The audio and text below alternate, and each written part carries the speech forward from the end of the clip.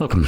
In front of me is a VIVO Y21s, and today I'll show you how you can hard reset this device through settings. To get started, we're gonna open up settings, disregard the switch that just happened. So there we go.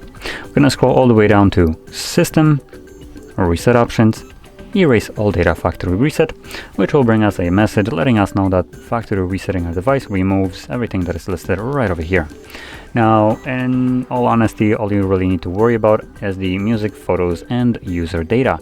The rest of the things that are listed here don't really matter that much, just because primarily they are being stored on the cloud, or it's data that you can regain without much of a problem. But if you keep music and photos locally in your device, obviously make a copy of it if you don't want to lose them. And obviously the same thing goes for user data. Now, once you have done so, or maybe you just don't want to back it up, you can progress further by selecting Erase All Data, and do that once more, and this will begin factory resetting our device, which will probably take about 2 to maybe 4 minutes to finish up, give or take. And once it's completed, we'll be presented with Android setup screen. So I'll be back once that is visible for me.